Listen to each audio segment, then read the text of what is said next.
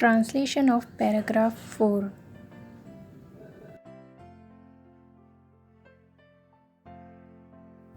London में रहते हुए गांधी जी ने आधुनिक यूरोपीय सभ्यताओं का केंद्र देखा था।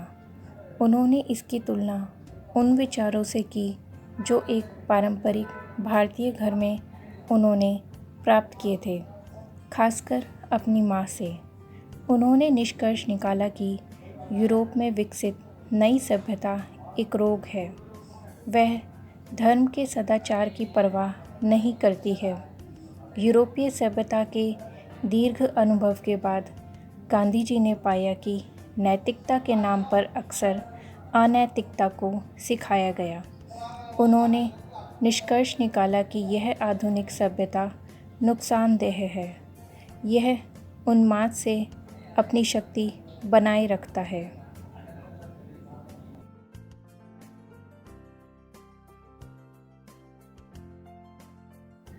पैराग्राफ 5।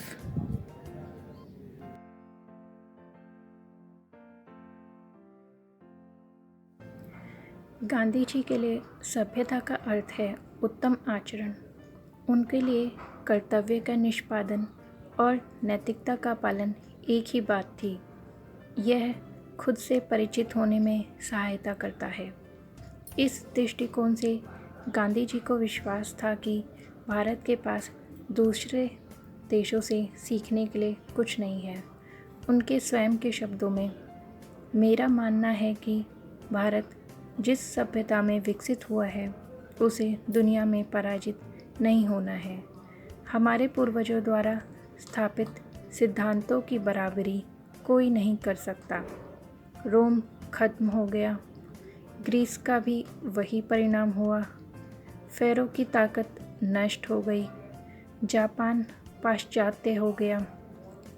चीन के बारे में कुछ कहा नहीं जा सकता, लेकिन भारत अभी भी किसी तरह से बुनियाद पर दृढ़ है।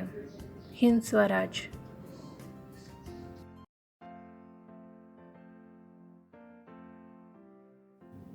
पैराग्राफ 6।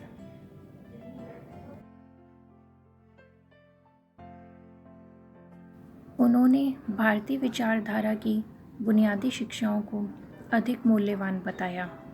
इच्छाओं और चाहत पर नियंत्रण रखना ज़रूरी है। मानव मस्तिष्क एक बेचैन पक्षी है।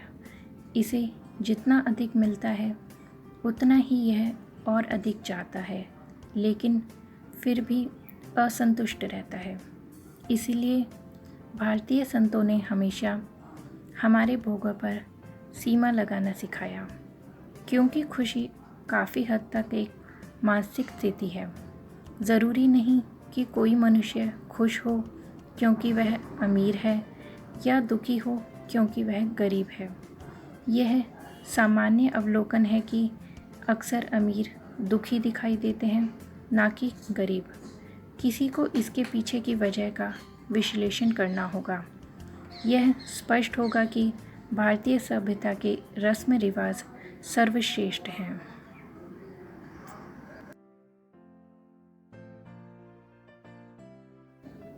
पैराग्राफ 7।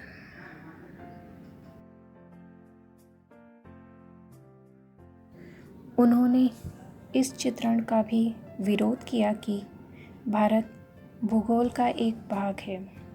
ब्रिटिश शासकों ने भारत में यह विचार फैलाने की कोशिश की कि पूर्व में भारतीय एक राष्ट्र नहीं थे और ब्रिटिश भारत को एक राष्ट्र बनने में मदद कर रहे थे। गांधी जी ने इसे आधारहीन बताया। हम उनके आने से पूर्व एक राष्ट्र थे। एक विचार ने हमें प्रेरित किया। हमारा जीने का तरीका एक समान था। यह इसलिए था क्योंकि हम एक राष्ट्र थे कि वे एक साम्राज्य की स्थापना करने में सक्षम रहे। हिंद स्वराज।